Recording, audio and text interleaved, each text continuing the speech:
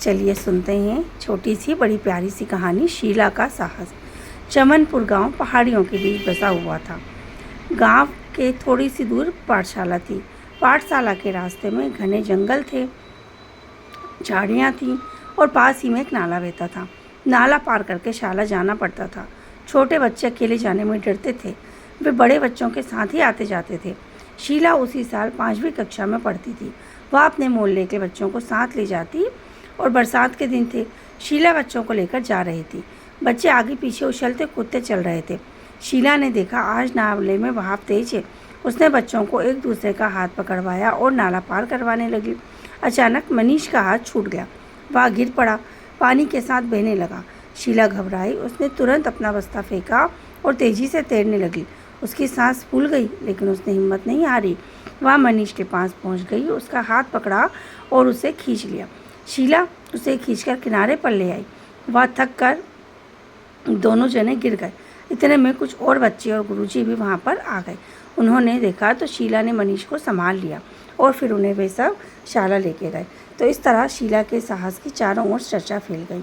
इसी तरह हमें हमेशा हिम्मत और बहादुरी से काम करना चाहिए। शीला 5वीं क्लास में पढ़ने वाली एक लड़की थी जो खुद ही बहुत छोटी थी, पर फिर भी उसने अपने साथ पढ़ने वाले बच्चे का साथ दिया, साहस से उसका साथ दिया। यदि कभी हमारे साथ ऐसा हो तो हम क्या करेंगे? इस चीज़ को ज़रा सोचिए। कभी हमारे साथ ऐसा हो तो हम शायद हो सकता है आसपास के लोगों को मदद के लिए बुलाएं, या हो सकता है मुझसे वहाँ छोड़ कर चले जाएं, हंसने लगे, जो भी हो। पर शीला खुद एक छोटी बच्ची थी, पर उसने साहस से काम लिया और अपने दोस्त की मदद की।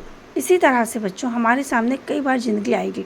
यहाँ बात सिर्फ एक ये नहीं है कि वो नाले में गिर गया, या आप लोग सोचेंगे कि आजकल तो ऐसी कंडीशन आती ही नहीं है। तो यहाँ सिर्फ एग्जाम्पल दिया गया है कि ऐसी कंडीशन सिर्फ ये नहीं है कि कोई बच्चा गिर गया तो आप उसको उठा रहे हैं। गिरना मतलब सिर्फ ज़मीन पर गिरना या ठोकर खाकर गिरना या किसी नाली में गिरना या किसी पानी में गिरना नहीं होता। गिरने का मतलब होता है अपनी लाइफ में हार जाना, अपनी लाइफ में टूट जाना। अगर कोई व्यक्ति अपनी लाइफ में निराश हो रहा है, या हम सिंपल लैंग्वेज में कहें कोई व्यक्ति डीमोटिवेट हो रहा है, तो हमारा काम आज के समय में क्या होता है? यदि कोई हमारे सामने आए, वो बोले यार मैं इतना परेशान हूँ, मेरे सामने ये तकलीफ़ हो रही है, तो हम क्या करेंगे? हम उसकी बात सुनेंगे, थोड़ा बहुत उसको बोलेंगे, हम मन ही मन खुश होंगे कि वाह यार इसकी लाइफ में तो सब ऐसा हो रहा है।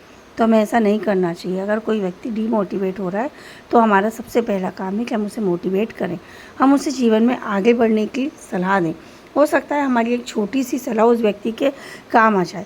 हो सकता है समय आने पर वो आपकी इस सलाह को या आपकी वजह से जो उसकी लाइफ में चेंजेस है उसे याद रखे, और हो सकता है भूल भी जाए, लेकिन भगवान इस चीज़ को कभी नहीं भूलते हैं।